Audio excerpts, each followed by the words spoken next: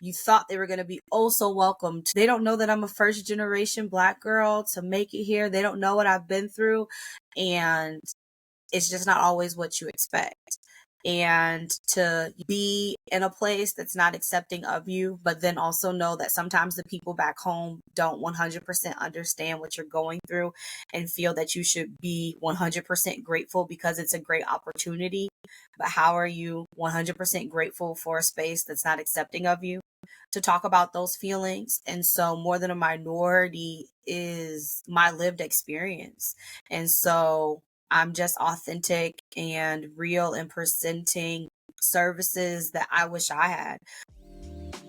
Welcome to Public Health Careers. I'm Emory Richards, founder of the Public Health Millennial and host of Public Health Careers. Join me as we dive deep into public health topics and career journeys. You'll hear diverse career stories, absorb professional development and career strategies to help you learn, navigate, and transform your public health journey. On today's episode, we have Jasmine Walker. Jasmine is the founder and CEO of More Than a Minority, where they are dedicated to empowering individuals from underrepresented minority communities by providing access to higher education and career development resources. Jasmine is a public health professional with 10 plus years of success in program management, performance optimization, stakeholder engagement, and people management. She conferred a Bachelor of Arts in Human Health at Emory University. She then got a Master of Science in Public Health at Johns Hopkins Bloomberg School of Public Health. In today's episode, you'll hear and learn more about the intersection between public health and education for minority populations, journey of founding More Than a Minority and the impact that has had, as well as how Jasmine leveraged work-study jobs to meet course requirements and to graduate on time, as well as much, much more. Be sure that you hit that subscribe button and you leave a review. Enjoy today's episode. Hey, this is Jasmine Walker, and I am a public health entrepreneur, and you are listening to Public Health Careers. Jasmine, I'm very excited to have you on to hear more about your public health entrepreneurship journey and just how in public health got you to this point. Before we dig into anything, like how do you identify and how are you? I'm great, and I identify as she and her.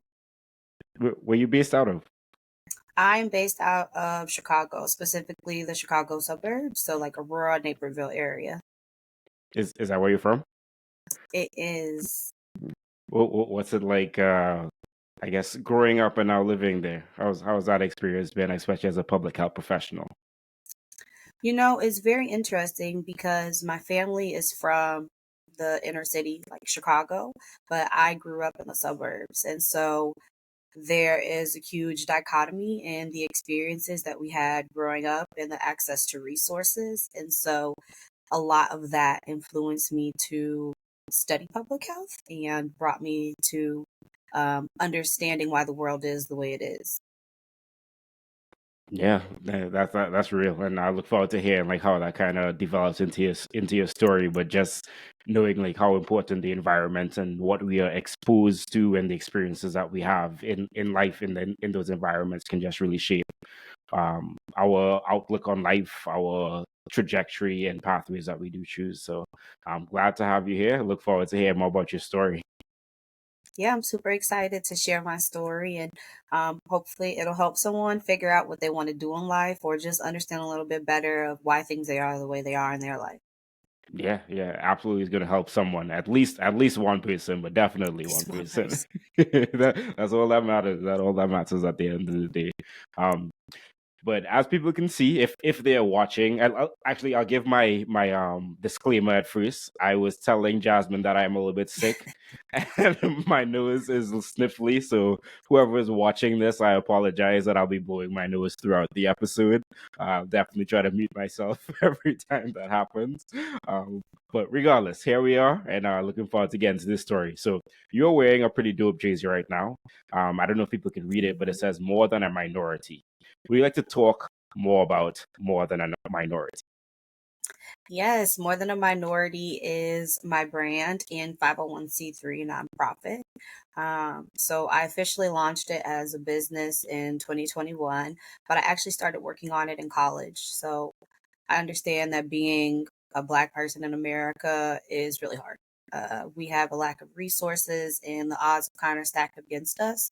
But um, globally, we are not a minority, and we actually influence culture in such a dynamic way, and it drives dollars all over the world. And we see that through music, we see that in food, we see that in fashion, and we also see that in a lot of the infrastructure in this country. And so I actually started More Than a Minority in college as a program during Black History Month to just see how the Black culture influenced different cultures around the world. And so we did just different programs showing how Black culture influenced hip hop, how it influenced Indian culture, how it influenced Korean hip hop culture, how it influenced the arts, how it influenced dance, of course, how it influenced food, and just how there's nothing minor about being Black, and how it is a positive experience, and how so many different cultures and so many different ethnicities have a positive experience with Black people, and that it needs to be celebrated and uplifted. And it was 15 of my closest friends that we put this program on with. And now, wow, I think it's like almost 15 years later, I've turned it into a full-time business and been able to help people with college and career support, and continue to see how not just being Black, but any other minority, that there's nothing minor about any of that, and that we positively influence culture, and that we are important to this world, and that people make the world go round. And I'm very passionate about it. I love humans, and I love people of color, and I want us to be treated better in this world. Period. Yep. Love that, and I'm resonating with it in many ways, because like my Blackness is in many ways very unique, coming from the Caribbean, having grown up in the Middle East, being in the US as someone from the Caribbean, realizing like what those differences are. So it's always interesting to interact with Blackness and what that does mean. And to your point, there is so much beauty and so much like diversity within that. And to your point, once again, it's like we are much more than a minority, and I believe the statistics say that by like 2040 or something like that, people of color are going to be the majority in the U.S. I believe that's what I saw recently. But I kind of want to break this down, because you're saying like, okay, you did this. This has been in operation as some sort of idea for the last 15 years, starting during college. It seemed like you had a pretty dynamic curriculum when you started. Was that the case? Did it start off as like just one, okay, let's have a conversation around this one thing, or was it that it was that planned out curriculum and you're like, okay, I want to do this More Than a Minority? Was that the name back then? Tell us about all of that. So it started as a very simple idea surrounding food. I'm gonna be honest. Okay. So the Student Government Association gave about, I think, like $1,000 to each organization for food. And so we were like, we want to eat very well for a month. How can we do this? And so I came up with More Than a Minority for Black History Month so that we could have some really cool dinners. But I was like, how can we make this a little bit more than like just a dinner? Like, the Student Government Association isn't going to give us $1,000 just to like eat. And so I was talking with my friends, and we all like really loved music. We loved culture, and we were all in like kind of these different classes where we're just learning about the different influences and how different things were influenced by different cultures. And like the common theme is that Black people kind of influenced art and cultures and food and music and infrastructures of building like culture and society around the world. And I'm like, I think we're really onto something here. Like, we can give our spin on it. And we had some professors that really liked the idea. And so we did 5 weeks programming, and anyone that attended our programming could write a paper on it and actually get college credit from it. And so it turned into something really cool. So yes, we got all the budgeting for the food, but we were able to bring in guest speakers. students wrote papers and actually got college credit from it. And it was something like a lot bigger. It started with something as simple as food. And we had like a lot of meetings to talk about our ideas and just rewrite that negative narrative that's usually associated with being Black. I also went to school in the South, so I went to Emory. And so being in Georgia, there is a lot of negativity associated with being Black, particularly in the South, and how people are lazy and how um, the history starts with slavery and a lack of intelligence and different things like that. And so just rewriting that narrative was really cool and a very dope experience to hear it globally, like how people were able to learn English from hip hop and R&B music and able to come to the United States of America and attend Emory University, which I think is an amazing story to tell, which was what one of my friends was able to say, like that's how they learned English. And that's just one thing. So that's how it started, was really just with food and a bunch of people getting together, wanting to learn more outside of their classes and just wanting to support one another and continuing to gather together to see how we can put together, use the money well, not just to eat food. And it turned into a huge program where we got college credit, also ate good food, but had a good time. Hey, almost all great ideas start with eating food or coming together to share food. So shout out to that. But like, this is definitely not the first time I've heard of like Emory students being like leaders and taking up an initiative, and like Emory being supportive of that in some way or another. I'm thinking back to Bria Jarrell. I can't remember what the program was, but it was essentially Emory students coming together to talk about COVID-19 from the public health student perspective, and they created like some sort of something very similar to what you're saying. And I love that is an avenue, and that you were able to get that support, do that work while also eating good food and seeing like what that has really like developed and become to this day. And I would love to get into, yeah, let's get into more of like what you all do now. When did it formally become a 501c3 nonprofit? Why did you decide to become a nonprofit? Tell us about all of that.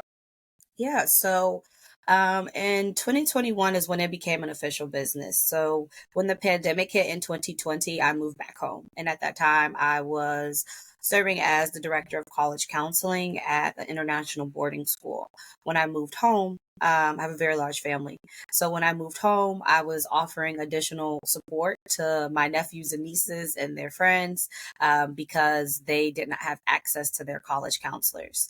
And so from them telling their friends and other family friends, now I have this whole clientele of people that I am supporting. And at first, it started off as a consulting business, but people could not afford the price tag. And I still wanted to support them. And oftentimes, you get these mentors who kind of tell you that you need to charge your price, you need to know your worth.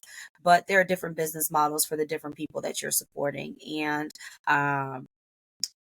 I turned it into a nonprofit in 2023 because I was not charging my clients, because I realized my clients should not be paying for the services that they were receiving, because it was not their fault that they didn't have access to the resources that they needed, that this was something that the government should be paying for. A nonprofit model worked better, and that the services that I was offering and that more than a minority offered were better fit in a nonprofit structure. And I think that's something that's really important, that sometimes you may start a business one way and the structure may change, but the heart and the soul of the business continues to stay the same. And that's okay. I think a lot of businesses kind of go through that. And I'm happy and excited to be a 501c3 nonprofit, and it's been attracting the right partnerships and the right opportunities, like talking on this podcast. And so it feels better this way. Like I feel a lot less restrained and a lot less pressure. I'm like, oh my goodness, you need to charge people for your worth.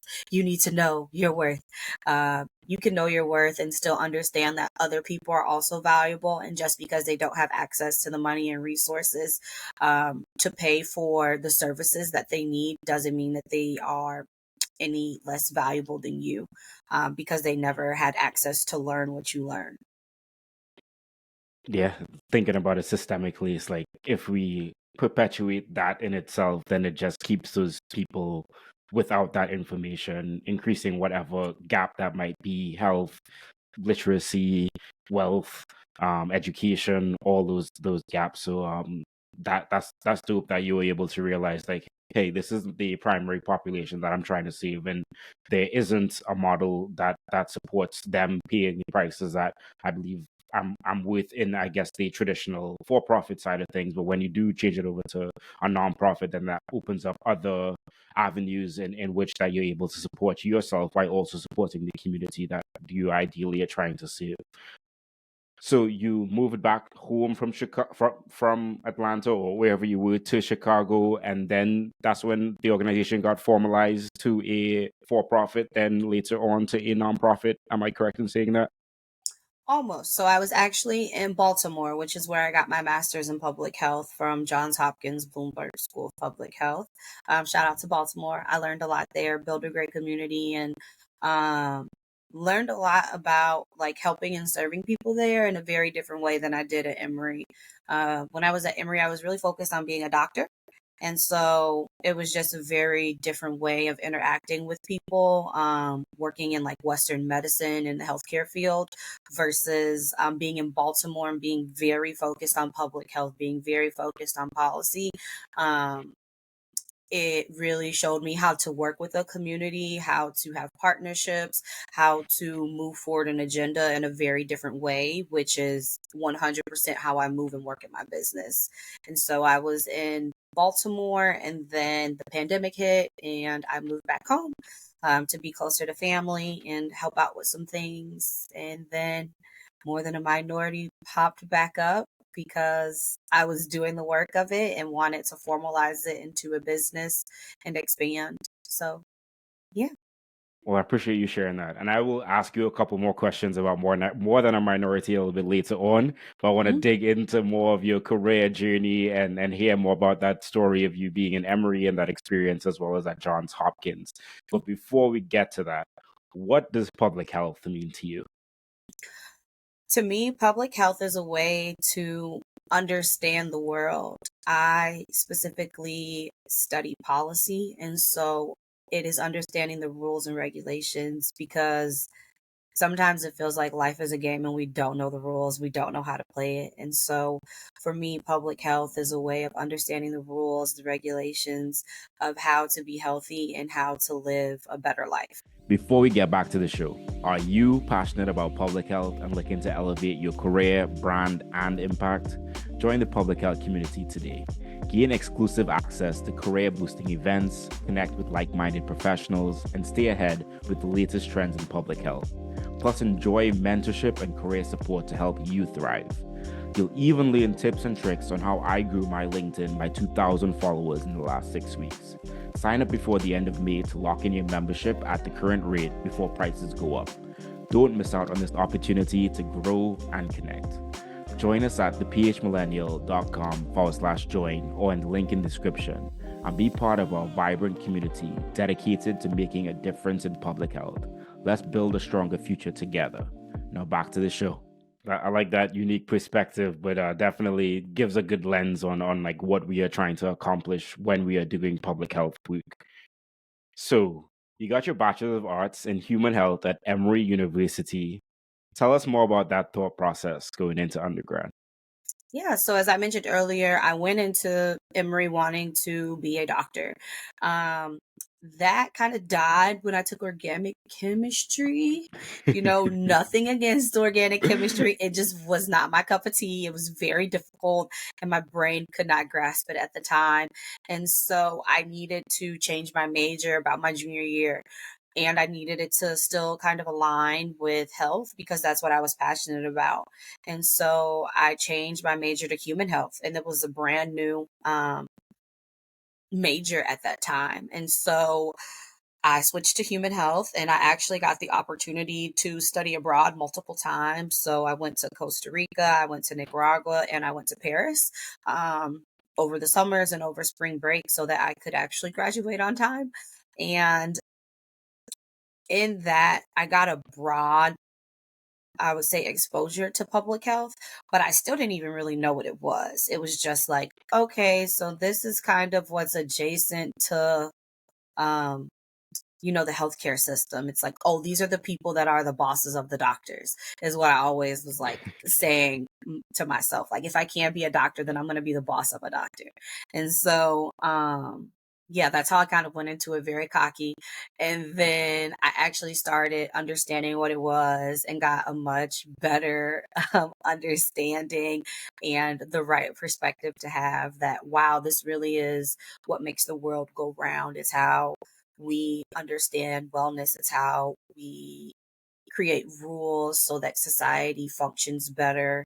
Um, and just learning how essentially everything we touch is public health. And I was like, I never knew it. And I feel like even today, like every day, I'm just learning new things about public health. Um, and so after I graduated from Emory, I'm a first generation college student. And so I thought when I graduated, like the jobs would just like come to my email inbox, like what is applying to a job? It did not work that way. What came was a letter saying how much money I owed, and there was no job. And I was like, oh my God, what am I going to do? So I actually nannied for a little bit and I applied to grad school and I got into Hopkins. I literally remember the day that I got into it, because I was just like, how am I going to continue to pay my rent? I can't keep nannying. Um, and I chose my particular program at Hopkins because it guaranteed a job upon graduation. Um, I was like, that is the most important thing. If I get another degree, I need more than a degree. I need a job. And so I think oftentimes people are sent to college and it's like your golden ticket to employment, your golden ticket out of poverty. And it doesn't work that way. It takes a lot more. And so, a big thing with more than a minority is telling people to network while they're in college, go to um, the fairs to meet different organizations that will give you jobs. And so that was my journey. I feel like a lot of my career exposure came through volunteering, and it came during my graduate studies, because during undergrad I was really focused on becoming a doctor, and that requires more academic study and doesn't necessarily give you exposure into different career paths. It's very um, laser focused on different specialties within medicine. um, and fortunately for me, I had different volunteer experiences which also counted as public health experiences, so I was able to translate those over. But I know that some people don't necessarily have that opportunity, and so I'm always preaching to try different things, and different career paths, while you are in college, and go to the career fairs and talk to these different organizations, because you don't know what you want to do until you try it. Lots of good nuggets of information there. I think, like, firstly, just like knowing just because you're going to school, going to college means that you're going to get a job. Yes, it puts you in a place to be able to more likely get a job. But like to your point, there's so many networking things that need to happen, intentional working, and getting to understand what experiences you want, understanding what are the types of career paths that you want. And I think like that's a conversation that I guess more than a minorities offering, because that's a conversation we need to have more about, so that people, like to your point, like even if you're going into school to become a doctor, to become a nurse, while that mightn't be the ultimate like place that you reach to, having that vision and that goal helps you to choose the classes that help you to get that direction. And then in doing the work, you kind of learn, okay, this is not ideally what I wanted to do, but it has given you like so much forward momentum in just learning something that you are able to kind of transfer that.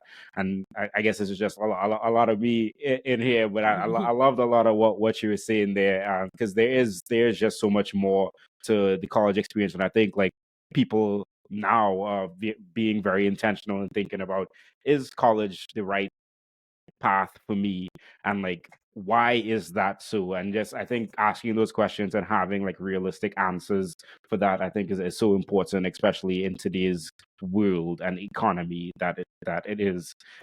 So I appreciate you raising all of that up. Is there anything you wanted to add to that? I think also that it's okay to change your mind, and to be very focused on skills and not necessarily a career. I think some top skills to have are knowing how to read and be analytical, um, knowing how to think and come to different conclusions. Um, in addition to that, knowing how to do research, which is very involved in a lot of different career paths now. I think we're in this age of AI. And so there one thing that AI can't really necessarily do very well is be creative. And so I think the arts are going to take a rise back, as far as career wise. And so be data driven as you are choosing, career paths, and have a strategy. And there's nothing wrong with talking to different people about where different careers are going to come from, even in the public health world. I think, um, as technology advances, different careers are going to not exist. And be honest with yourself. If you want to make a certain amount of money, then you need to go into a certain type of career path. And um, certain careers only produce a certain amount of money. And so these are very real conversations that you need to have. And I think, particularly in the Black community and in minority communities, we do not talk about money. Tell people how much money you make and how much money you want to make. Tell them when you got there and how much experience you had. I think having those conversations early on will let people be very realistic about it. And I think we have to destigmatize having so much value attached to your salary.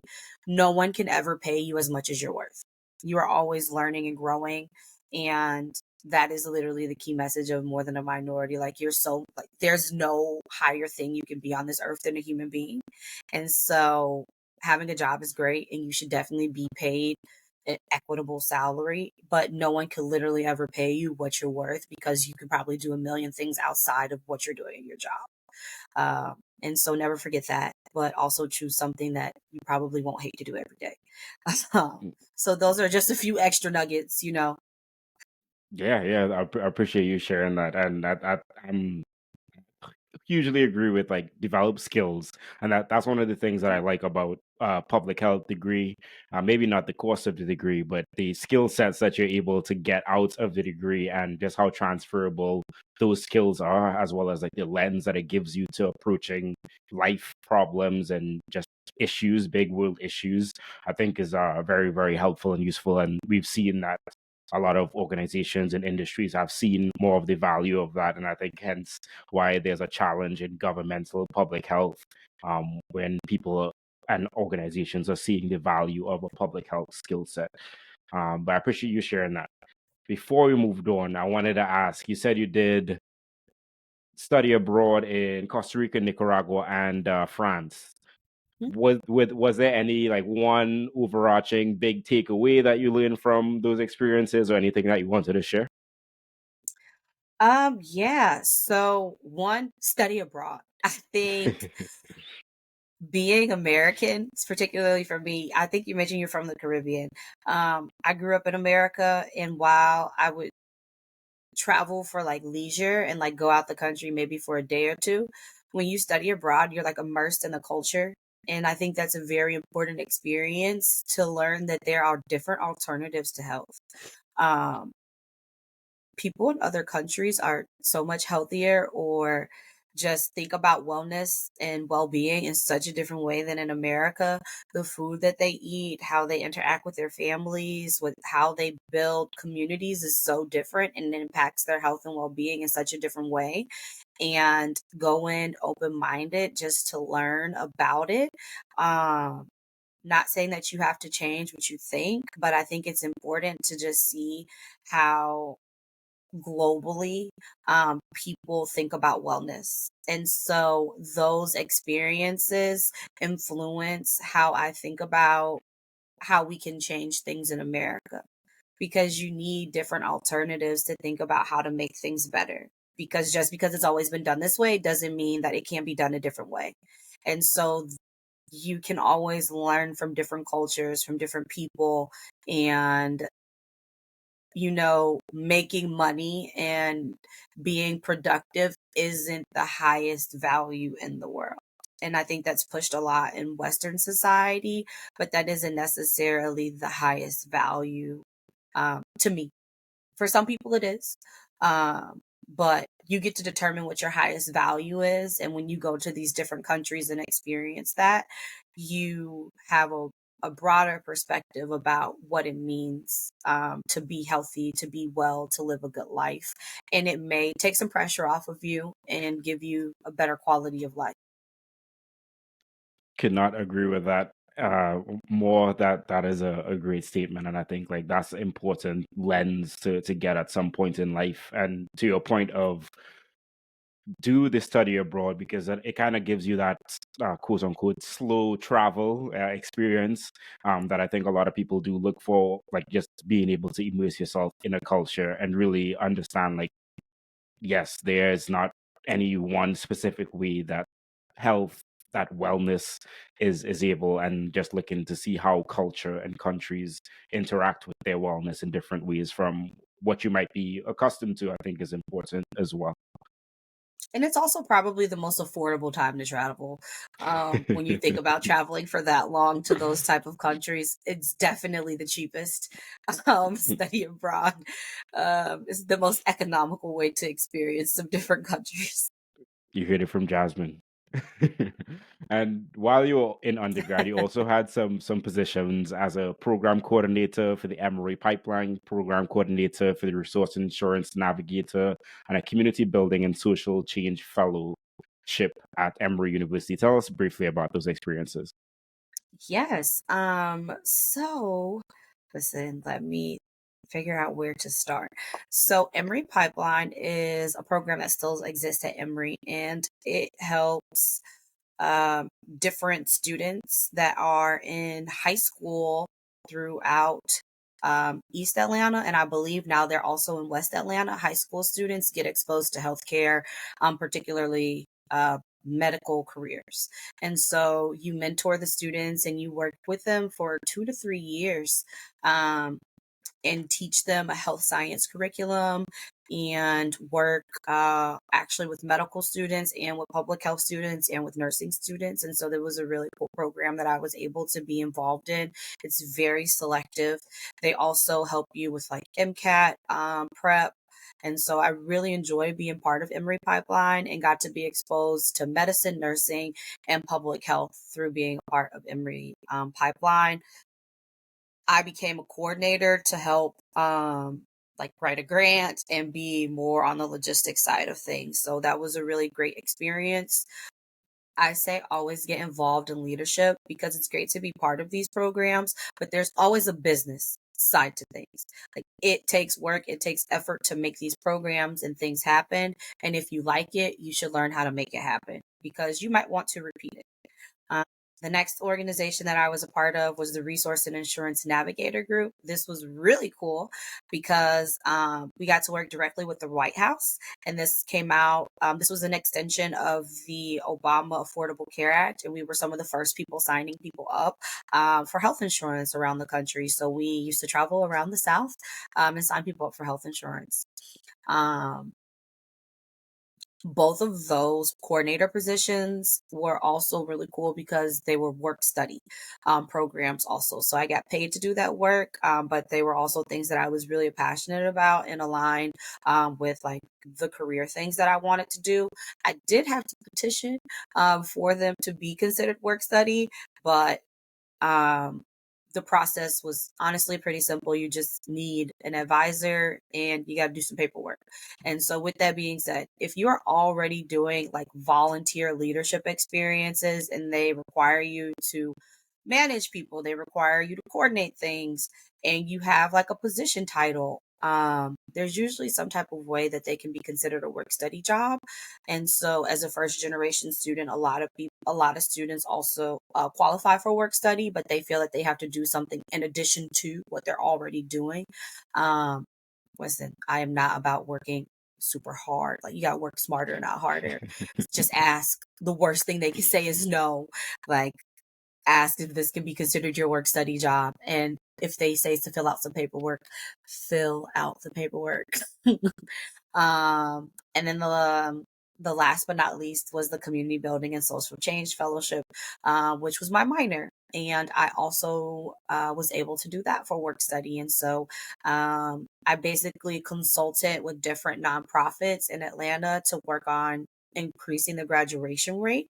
And it just so happened that some of those schools were also the schools that I worked with Emory Pipeline. Um, a lot of the schools that work with colleges are the same high schools, and it was just different students. So it was really cool working with different populations throughout Atlanta and throughout the South. I really enjoy working with high school students. I'm very passionate about education. I like learning. I think other people should like learning and want to help them figure out that they're smart. Um, and so all of these organizations gave me the opportunity to give people access to higher education and access to health insurance, which I think is very important. Yeah, shout out to all the great work that you were able to do during undergrad, and I can only imagine because you're talking about first going study abroad experiences and really getting an understanding for like global health and that kind of perspective. The organic chemistry, which I think is the bane of all public health people's existence. So I completely relate with that as well, especially organic chemistry too. If you made it that far, like shout out to you. Um, and then that's really like delving deep into building out like or doing work, coordinating work, and to your point of getting work study experience while you're doing this to really like formulate all the different public health kind of actual tangible skills that you're building out as you're going forward. And I think like it's awesome that you're able to do that. And I believe also during this time is when you first piloted More Than a Minority, the curriculum. So I could imagine just how all of that information kind of shaped and just helped you to say, okay, like this is something that I can do. Let's get the food and get all the other good things and get people together. So I really like you have a really great undergrad experience that I think should be spoken more about and shared more with people because it really illuminates what you can do and like how that shift from wanting to become a medical doctor, physician to public health professional, how that's still possible 2 years into your undergrad degree, et cetera, et cetera. So I appreciate you sharing and raising all of that up. Thank you. Yeah, Yeah. I think in general, when you go to college, a lot of your dreams and aspirations may change. And there's nothing wrong with that. I think you have to be focused on your skills and building community. I think a lot of these opportunities came because a friend was like, "Oh, Jasmine, I think you should do this. You'll be really good at it."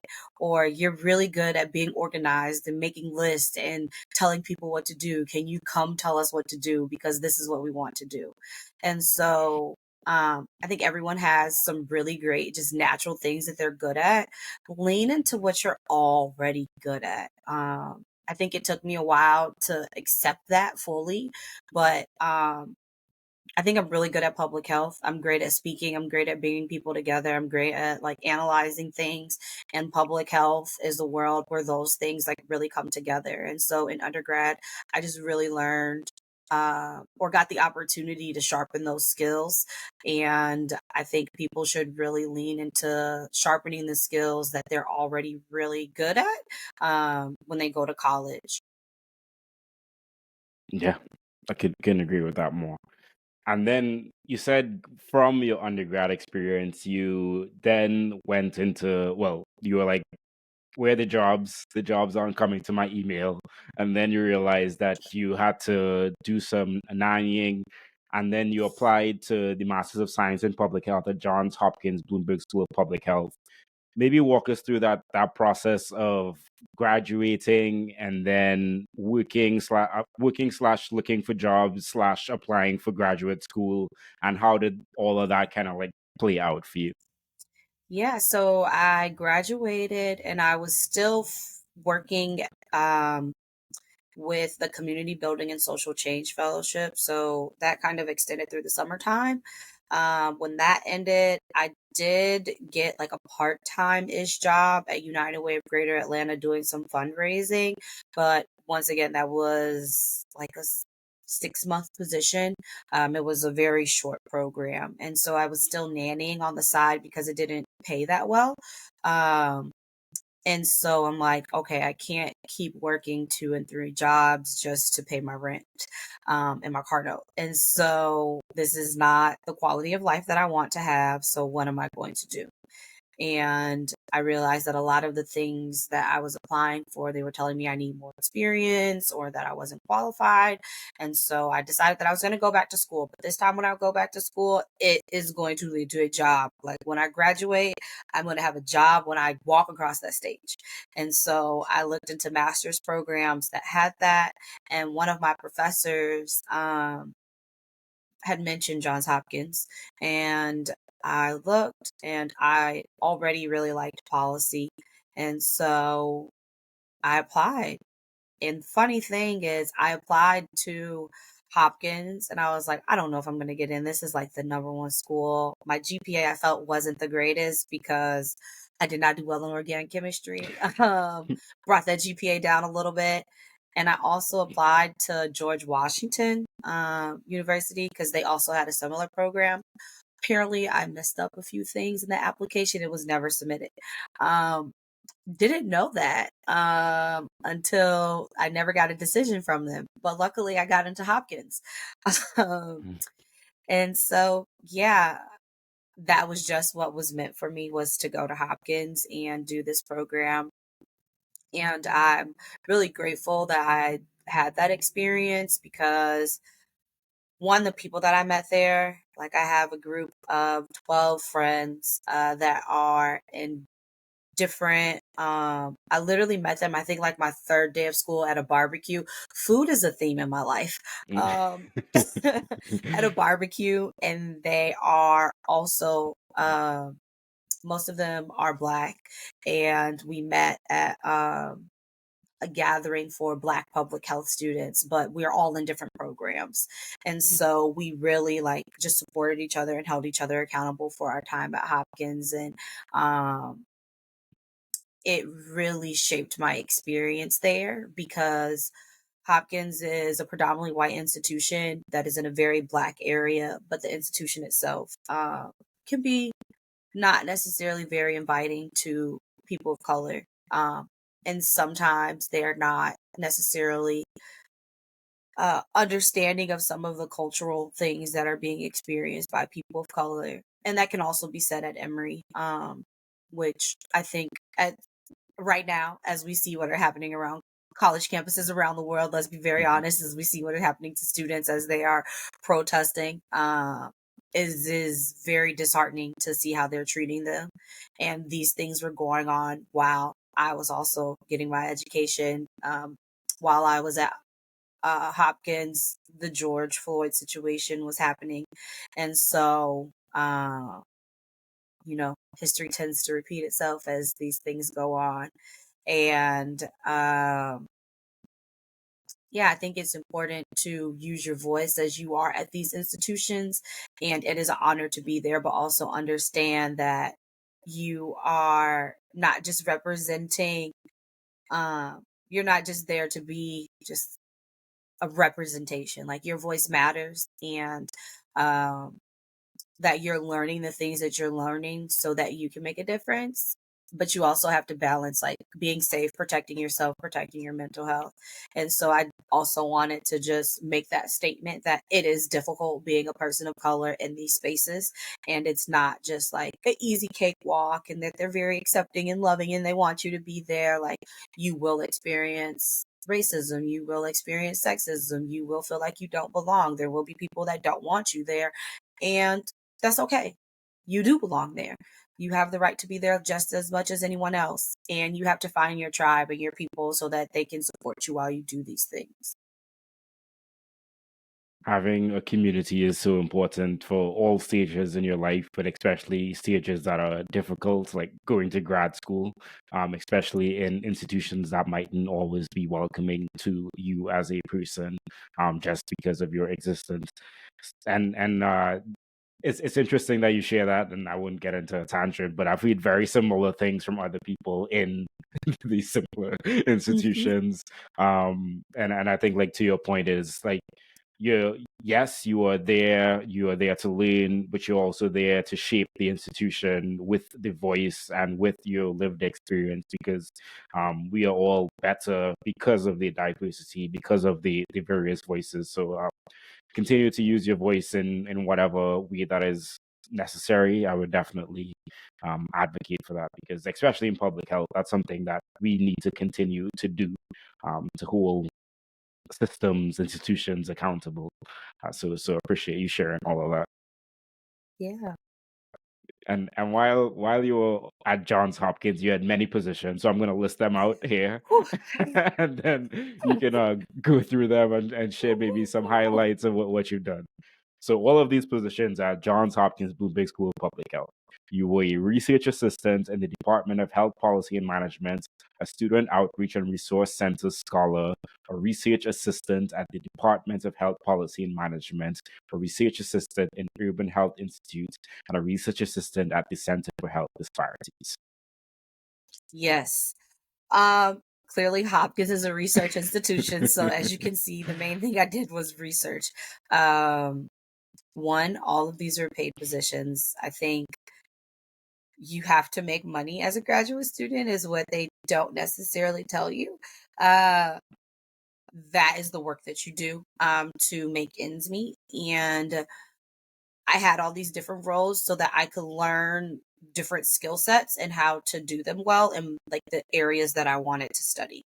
And so I would say that I began to my particular program encouraged us to try different things. So they would say, try something for 6 weeks. Did you like it? Yes, great, stay. Take on more responsibility, see if they will give you a higher level role. If you don't like it, quit, find something else. And so I really liked that about my program, where you were there for 2 years and it's like you want to try as many jobs as possible, because we need to figure out what you like, what you don't like, what you're good at, what you're bad at, where you could improve a little bit. And so that's why I had so many jobs. I would say my favorite experience was being with Source, which is the Student Outreach and Resource Center Scholar. That is where I got to work with a nonprofit and once again be with high school students and build out a program and expose them to health careers. And public health careers. And so that was really, really cool. I also loved being a research assistant for the Urban Health Institute and for the Center for Health Disparities Solutions.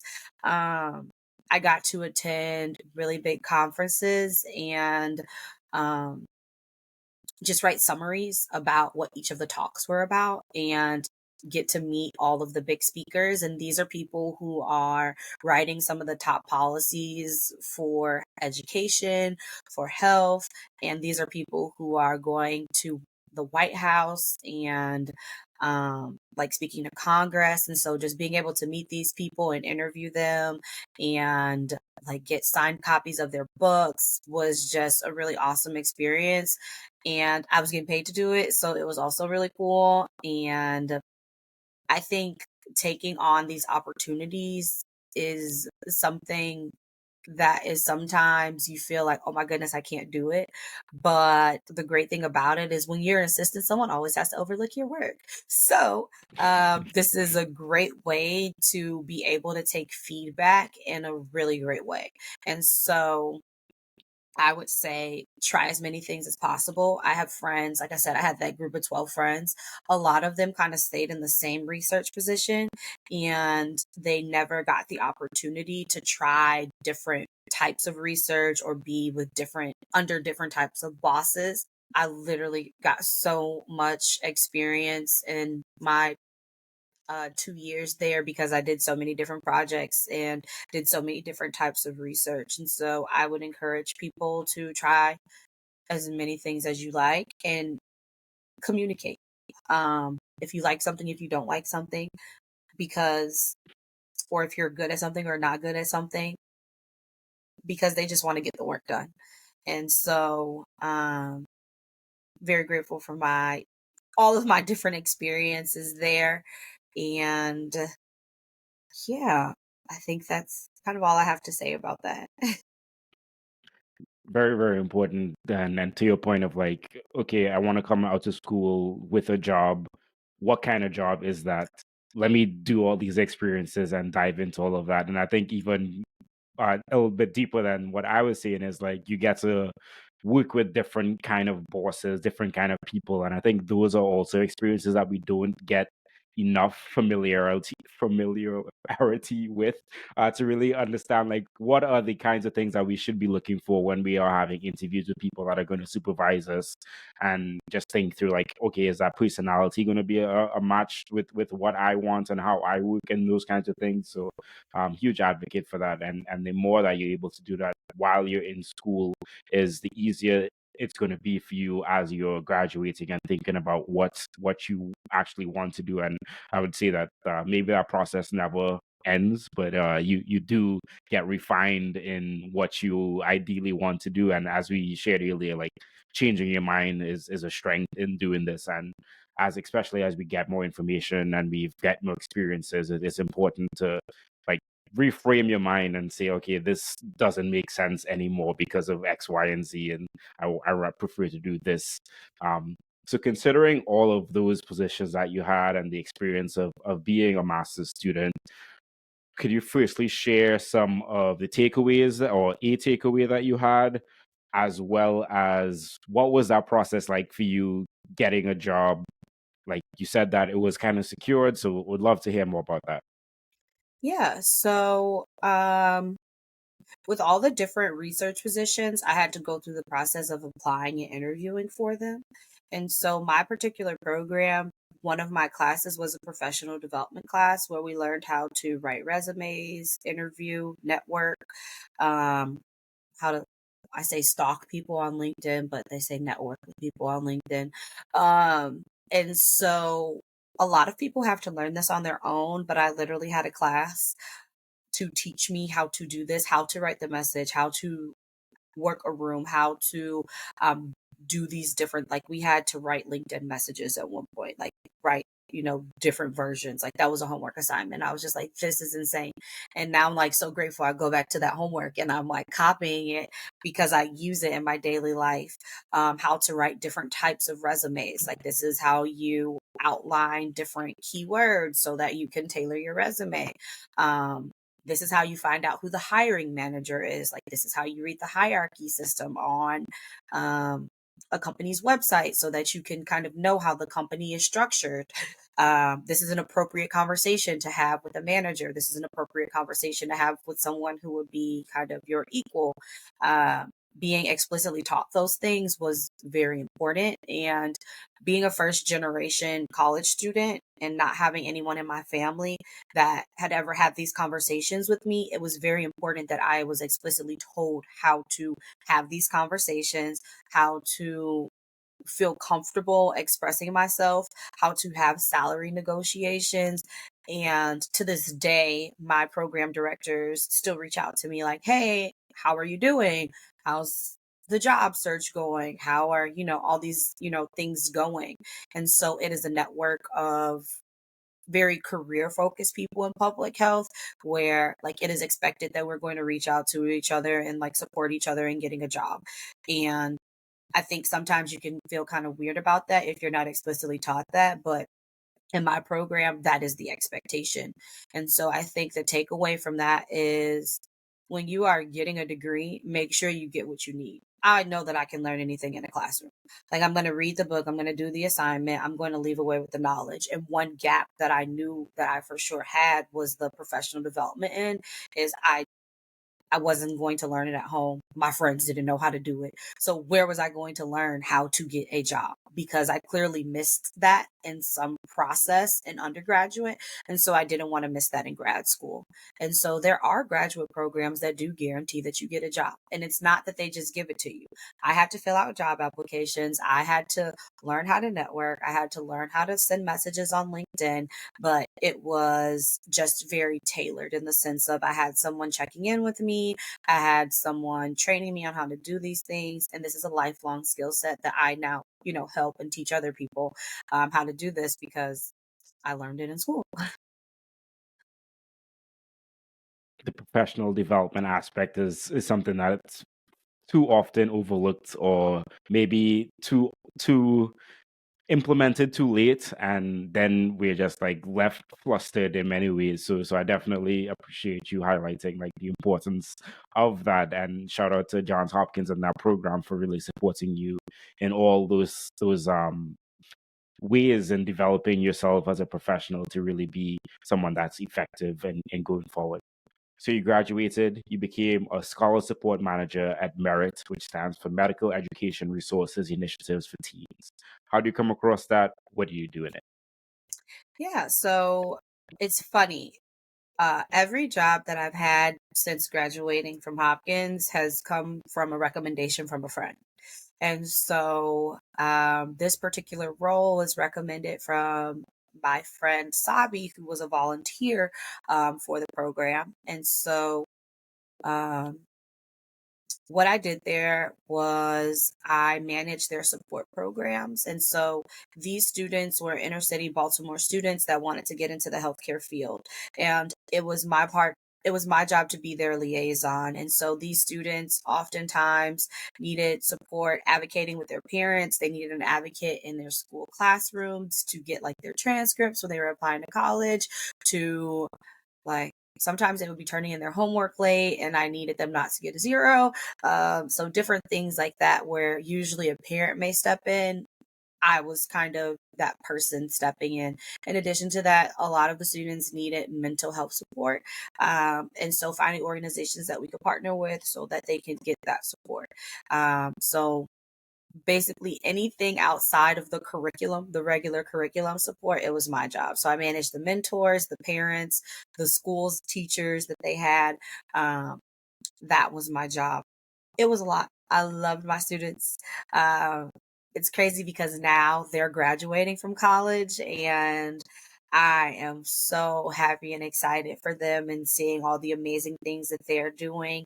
And a lot of them actually went into public health. And so it's really cool to see the work that they're doing now and how they're supporting other students, how we supported them, and how it's like the each one teach one, how we supported them and now they're supporting other students and they're doing very well in that, they came from these places where there were a lot of resources, that they're the first ones in their families to do it. And they defied all the odds. And it's not just one student, it's like 20 students. It's like, okay, everyone in that class is doing well. Everyone, from class of 2017 is doing well. Everyone from the class of 2018 is doing well.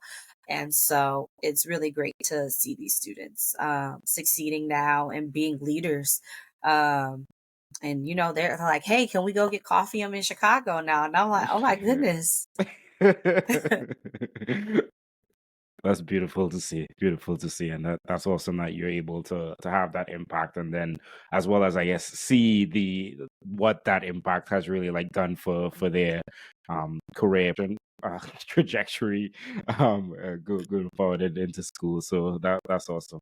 And then after that, you were director of college counseling at St. Timothy's School. Yeah. So that job was very interesting. I was at a financial aid training for merit, and they were giving some culturally insensitive suggestions about how to talk about financial aid to Black and Brown parents. And I spoke and said, you cannot do that. Like, you cannot go knock on people's doors and ask them for their taxes. You're going to get these students in trouble. Like, Black parents, a Black student cannot ask their mom for her W-2. Like, they're going to get in trouble. Um, and so just educating this group of people who were well intentioned but misinformed, which is often the case, about how to work with Black students in particular to increase their access to FAFSA, led to me meeting this lady named Paula Dofat. She was the director of college counseling at a school in Baltimore at the time, and she became a mentor to me. And she recommended me for this job, and she actually has a really dope Instagram now called Free Degree Tea to help students get into HBCUs and get them get it fully paid for. So shout out to Paula Dofat for that. And she really shaped my career and access to St. Tim's. Now, I will say that this particular experience was not a good fit for me, that I wanted to work with a different demographic of students, but you have to try things in order to figure out that it's not a good fit. This particular demographic of students was very affluent, and they were international students. Um, I loved working with the students, but I think just their desires were very different than what I was used to working with. I like working with inner city students. I like working with Black students. I like working with Hispanic students. That's where my strength lies, and particularly with American students who understand and have those values. Working with very affluent populations who have different values just didn't necessarily align with me. So I stayed there for about a year, and I definitely loved working with the students, but I think the overall culture of the school just was not a good fit for me. And you moved on from there into infection control lead position at the University of Chicago. Yes. So that came about because one of my friends from Emory um, was getting her MBA at the University of Chicago, and she saw the role posted and uh, recommended me for the role. And it was a really great experience. I am very grateful that I got to work at the forefront of the pandemic and got to see so many different policy changes and implement them immediately on the ground. I was at the University of Chicago for 3 years, and I would have to say this is my most public healthy, if that's a word, uh, job. And I learned so much about managing a team there. Um, Shout out to my manager, Paul. He gave me a lot of responsibility and really pushed me to do different things, and gave me a lot of bandwidth to have a lot of influence and meet different people throughout the university and network with different people throughout the city of Chicago, as far as with like the Department of Public Health. And I really appreciate him for that because it really grew my confidence. It's really hard to come from a job that you didn't have the greatest experience with and fit with culture wise, to then um you have to bounce back from that. And so Paul really gave me the opportunity to grow that and help me rebuild my confidence professionally and believe in myself again. And also gave me the bandwidth, even though I worked a ton of hours, to build my company. So I actually started my company More Than a Minority my second year. My second year working at the University of Chicago, and he was just very supportive of everything that I was doing and gave me a lot of um, advice and guidance because he had his MBA about like how to structure things, and he was also one of the people that kind of told me to not be pressured financially by people and just to change, just change the financial structure. And I was like, you're right. So I'm very grateful for Paul DeLuca and his guidance. And I met some really great people at the University of Chicago and learned a lot about the business of public health there. Glad that that came full circle for you and that you were able to get supported while you were building out a business, because that is no easy task to build a business, and just having the support of someone that you are working with to say, okay, yeah, let's help and support you do that while you're also doing this work here. And I kind of wanted to go back to like you're the founder and CEO of More Than a Minority. Can you share more about, so you, throughout the theme of your story, as a lot of experience that you've had working with high school students, is that the typical or the primary demographic that you're working with at More Than a Minority, or how does all of that work? Most of the students that you're working with in Chicago, tell us more about that. Yes. So it kind of ranges. So I would say for the college access side, it's predominantly high school students who need help with their college applications. Um, but students also need internships, and so it's not limited to that. I have worked with students who need help finding internships, and they're coming. So they used to live in Chicago, but they want their internships where their college is at. So specifically in New Orleans and in Tennessee, I've had some clients. In Ohio. So it's really by word of mouth. So they may be from Chicago or they have a friend from Chicago, and that's how it starts. Now, one organization that I have a leadership role in is the Black Excellence Society, and that is an organization that is one of the biggest incubators for Black excellence globally. We have over 15,000 members. And so with that, I've been able to do networking events, and that demographic is more targeted, I would say, for young professionals. Well, not even young, I would say professionals ages probably 21 to upward. Um, yeah, so I've done networking events in Chicago, Atlanta. We have about 15 different hubs. So Atlanta, Detroit, Miami, LA, Houston, Paris, the Bahamas. I know I'm missing a few because that definitely wasn't 15. Um, the DMV, New York, New Jersey, and we host networking events and also just connect people so that they can get different job opportunities. I think one theme throughout my career is that all my jobs came from referrals. And so it makes a really big difference sometimes when you can get an internal referral. And so we help people do that. In addition to that, we make partnerships with different companies to just have different level of access to things. And so I've been able to partner with like LinkedIn, Google, Cisco to do different job training so that people can get into tech. In addition to that, we've had a partnership with Sony so that we can go to different early movie screenings. Everything isn't necessarily about just being so productive and working all the time. Like we get to have fun too and have a life. Like you need balance. And so I actually got to go to the Bad Boys movie screening last week. So that was really cool. That's awesome, and I'm glad that you're like encompassing more holistic approaches in the work that you're doing as well. One last question that I had about more than a minority is like how did you get to the point of the focus of the work that you're doing now? How did I get to the point of focus? You know, I just kept doing the work. I know that sounds like a very cliche answer, but as I worked with different people and um, yeah, I've worked with different clients and provided what I knew best how to do, which is I know how to fill out applications to help people get jobs and help people get into school.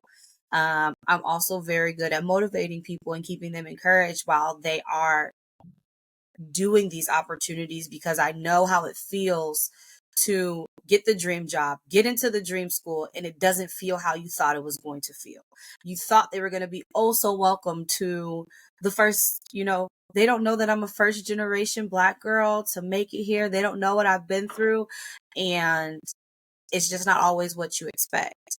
And to, be in a place that's not accepting of you, but then also know that sometimes the people back home don't 100% understand what you're going through and feel that you should be 100% grateful because it's a great opportunity. But how are you 100% grateful for a space that's not accepting of you? To talk about those feelings. And so more than a minority is my lived experience. And so I'm just authentic and real in presenting services that I wish I had, services that I still need to this day as I'm figuring out how to be an adult and how to build a life that feels good, not just looks good. And so as I get better at doing different things in my life, I become that aunt, that friend that offers these services to people, because it takes a community, it takes a good friend, it takes someone to help support you along the way. And so I'm really happy that I changed it to the nonprofit model, because it's not all about the Benjamins. I can help whoever I want to help along the way. And so that's how I figure out what I want to do. I see what the need is and I try to do it. I do my best. Sometimes I fall short, which I can 100% own, but sometimes I hit it out the park, and I'm really excited about those times. And where would you like to see yourself in the future? In the future, I would like for, first of all, More Than a Minority to be a household name. I would love for everybody to be like rocking this, look, this M, and being like, I'm valuable, I'm more than a minority, I love myself, I love my culture, I love my people. I think for me personally, though, I would like to be established as a thought leader in the world of diversity, equity, and inclusion, and speaking for people of color, specifically for Black women and for the Black culture, and just being the voice of reason. That's kind of not an extreme in either way, but kind of being the voice of kind of a wisdom.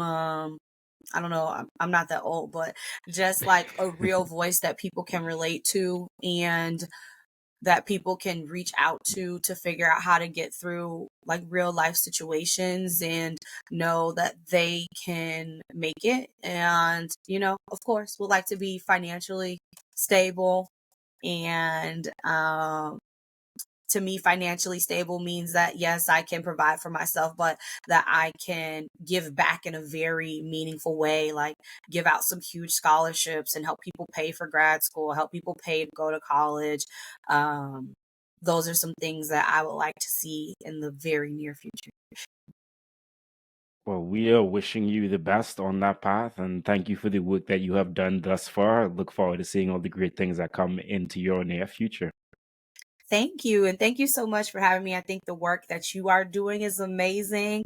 And I think it's very important that people understand the careers that are available, and that these conversations are important to see people that look like you doing some dope things. So kudos to you. And thank you for this opportunity. Truly, truly is my pleasure. So, moving you on to the Furious Five, Jasmine, the five questions that I ask all guests. Okay. Number one, what advice would you give to a student trying to pursue a career in public health? I would say build your network and try a lot of things. Number two, if you are talking to someone wanting to get into your position, what advice would you give them? I would say give yourself room for imperfection.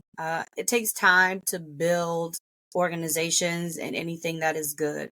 I think right now on the internet and on social media, there are a lot of distractions that are showing you people's highlight reels, and some of those things are not even real. So success looks and feels different for everyone. And so you have to figure out what success looks like and feels like for you, not for who's ever on the internet, not for your family, not for your friends, but for you. And you can take your time to do that. Love it.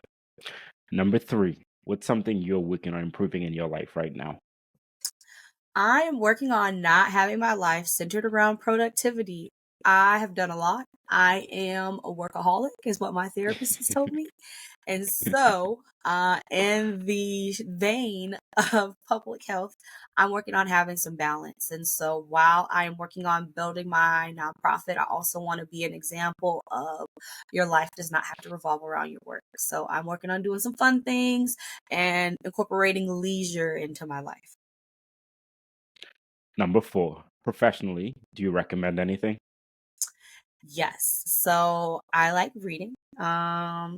A book that I really enjoy that has helped me think about life a little bit better is The Mountain Is You. On Instagram, I am learning how to do better marketing, and if you can learn how to speak better and how to connect with your audience and present it the right way, then you will be working smarter and not harder. And so, two Instagram accounts that I recommend to follow are the Social Docs and Mahadi Woodward. For inspiration for podcasts, I listen to Elevation Church. And for business, I listen to Social Proof. And last but not least, on YouTube, I watch a few videos a lot. I am a YouTube University person. I watch CNBC Make It, which like highlights how a lot of successful businesses are built. And then I watch Design with Canva because I do a lot of my marketing there and I really enjoy graphic designing these days. Well, I appreciate you raising up those resources. I'm a huge fan of Maddie Woodard as well as Social Proof podcast as well. Definitely have to check in the Design with Canva because I use Canva for everything as well. So more help on that is always helpful. And then last question I have for you, Jasmine, is if there was one piece of advice you'd give to your younger self, what would it be? It would be that you are enough and you don't have to prove it. All you need to do is keep track of it. Simple, sweet, to the point. Appreciate you, Jasmine, for coming on today and sharing your insights. I thoroughly enjoyed the conversation as well as learned a lot today. Well, thank you for having me. This has been really great. I enjoyed sharing my knowledge and I really hope that it helps someone. Absolutely has. Housekeeping items, everyone. Thank you all so much for watching this or listening to this. Be sure to subscribe if you have not as yet. Leave a like, leave a review, and share it with a friend who gets some value from it. Apologies to anyone that had to see me blow my nose, but here we are. Making the episode. I will see you all next week. Peace, everyone.